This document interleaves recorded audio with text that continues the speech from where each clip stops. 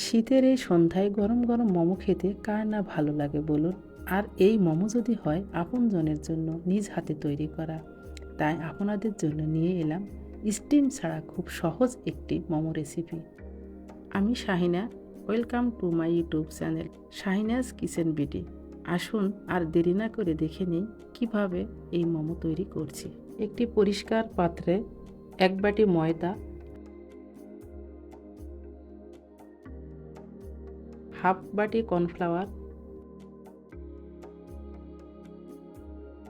এবং হাফ চামচ লবণ দিয়ে ভালো করে মেখে নিতে হবে।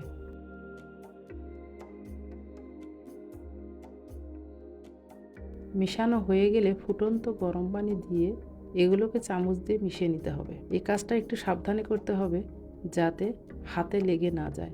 ভালো করে মিশানো হয়ে গেলে এগুলোকে হাতে ভালো করে ময়ান করে নিতে হবে। ডোটাকে এমনভাবে তৈরি করতে হবে যাতে নরমও না হয় আবার বেশি শক্তও না হয়।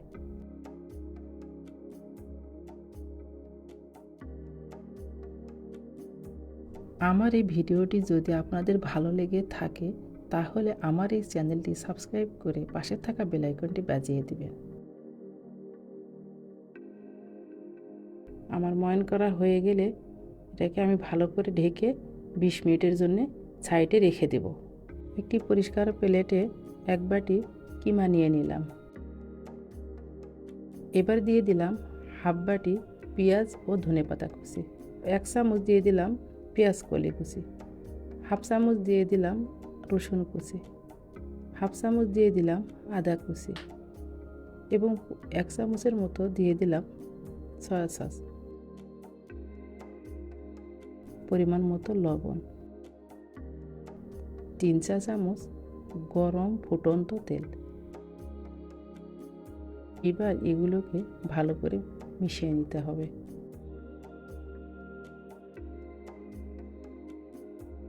এইবার ফিরে আসা যাক ময়দার ডোর দিকে। দেখুন ডোটা কত সুন্দর সফট হয়েছে, হাতে নেওয়ার সঙ্গে সঙ্গে মিলিয়ে যাচ্ছে।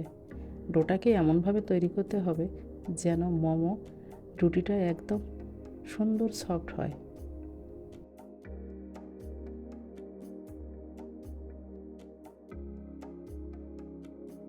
কাউন্টার টপে আটা ছিটিয়ে দিয়ে ডোটাকে সুন্দর করে হাতে লেচি করে নিলাম। লেচিটাকে ভালো করে গোল করে নিয়ে বড় একটা রুটি করে নিব। এই রুটিটাকে এমনভাবে তৈরি করতে হবে খুব বেশি মোটাও না আবার খুব বেশি পাতলাও না।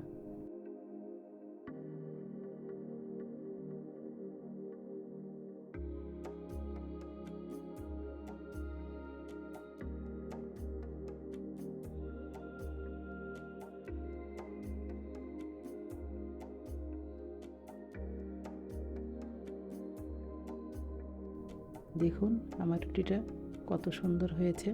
এবার আমি একটা হানি মধুর প্লাস্টিকের মুখা নিয়ে নিলাম, দিয়ে গোল গোল করে শেপ দিয়ে নেব, মানে দাগ দিয়ে নেব আর কি। সবগুলো দাগ কেটে নেব যাতে সবগুলো মোমো এক সমান হয়। আপনাদের কাছে টিনের কোনো কৌটা থাকলেও আপনারা সেটা দিয়ে এভাবে গোল গোল করে কেটে নিতে পারবেন। আমার কাছে ছিল না, এই জন্যে আমি এটা দিয়ে কেটে নিলাম।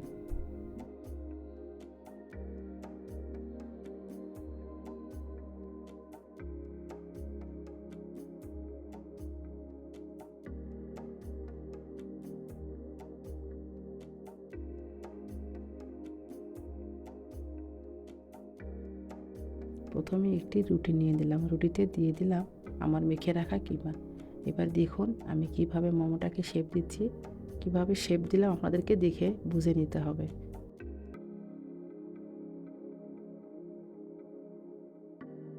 দেখুন কত সুন্দর লাগছে। মুখটাকে চেপে চেপে এমনভাবে দিতে হবে যেন বের হয়ে না যায় পুরগুলো। আমি আরও একটা আপনাদের সুবিধার জন্য আমি আরও একটা করে দেখাচ্ছি। আমি যখন প্রথম মোমো তৈরি করি তখন আমিও শেপ দিতে পারতাম না। 2-1 বার করার পরে এখন আমি একটু করে হলেও শিখে গেছি। আপনারাও যখন বাসায় তৈরি করবেন আমার মতো তখন আপনারাও শিখে যাবেন। এই জন্যে অবশ্যই আমার এই রেসিপিটা আপনারা বাসায় ফলো করবেন। আমার এই মোমো তৈরি করার পরে আমার বাচ্চারা তো ভীষণ খুশি।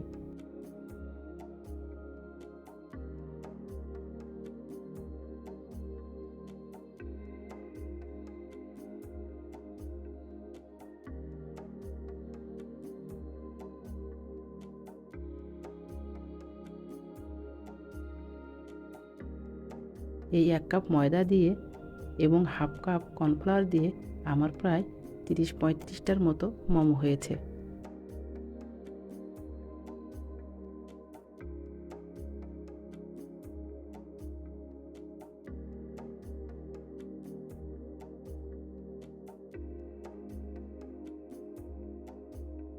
এইভাবে আমি এক এক করে সবগুলো মোমো তৈরি করে নিলাম।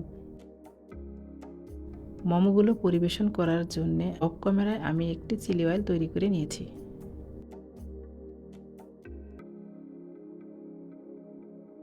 চুলায় একটি ফ্রাই প্যান দিয়ে দিলাম। ফ্রাই প্যানে অল্প করে কিছু তেল দিয়ে দিচ্ছি।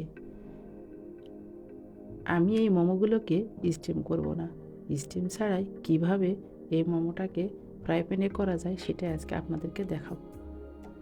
মোমোটা খেতে দারুণ স্বাদ হয়, নিচে মচমচে একটা ভাব আসে, খেতে খুব ভালো লাগে।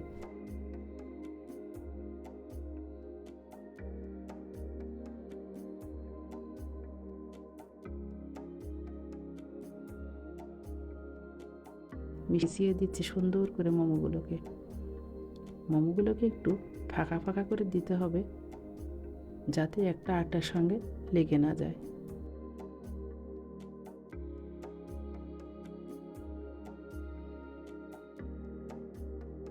মোমোগুলো দেওয়ার পর আমি ঢাকনা দিয়ে দিলাম।